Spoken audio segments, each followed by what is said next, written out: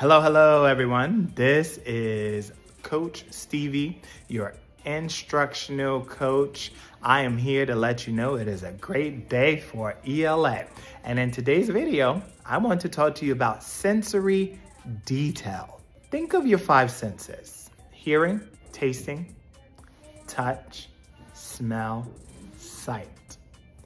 These are all senses we use in our daily lives. By the end of this lesson, you'll be able to find out how to take your five senses and turn boring sentences into page-turning sentences that get your reader engaged in what you're writing. So, why is that important? Well, it's important because when we're writing, we don't want to just write boring sentences. The cat is happy. Boring. The cat went to the store. Boring. We want to take those sentences and we want to get our reader excited. That's what gets your reader hooked. When they are engaged, they're analyzing the text and they want to know what's going to happen next. So let's put this into practice. We have sight, we have touch, we have taste, we have hearing, and we have smell. So I want you to look at this sentence here. The cat is happy. Well, okay, yeah, the cat is happy, boring.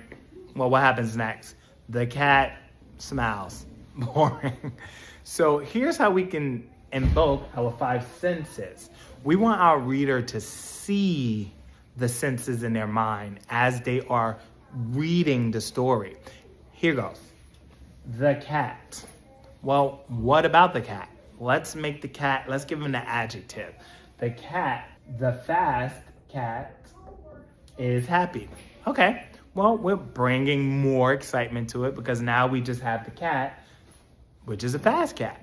So how can we invoke our five senses? The smelly, and then I'm gonna cross out smell.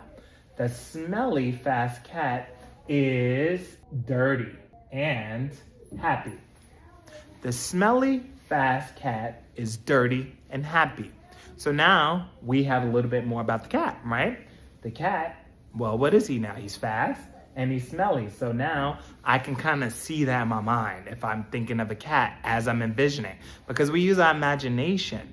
And a good writer is intentional about getting the reader to what? Because you're writing like a reader. You're getting that reader to see it in their mind, the five senses. So now I can kind of take my lived experience and I know what a smelly cat. It's horrible. I think of an alleyway cat, right? So the smelly cat, the smelly fast cat. So I'm thinking of a fast alley cat who, okay, I'm thinking of the movie The Breakfast at Tiffany's, the end scene where she has him in the that little alleyway and the cat is getting wet. Well, I think of how smelly that cat is, how fast the cat ran from the car into the alleyway.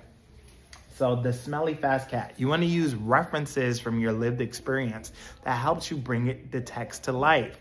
That is how we get our reader engaged. Next is dirty. So now I see smelly, and if I want to say dirty, sight, right? Because now I'm seeing. Smell is a sense that I can't see, right? It's an idea. But when I see it, so now I see the cat, why it's smelly. Or I could say the dirty brown cat, because now we're giving it a color. So I have the smelly fast cat is dirty. I could say comma, brown, make a list. So dirty, comma, brown, comma, and happy. Now we have a little bit more about a cat, right? That is the five senses. Now, if I wanted to add taste in there, I could say in the next sentence, he, because I want to replace, or I could say it eats tuna. It eats delicious tuna. It eats delicious tuna. If you like tuna like I do, well, now you can, what? Imagine the taste.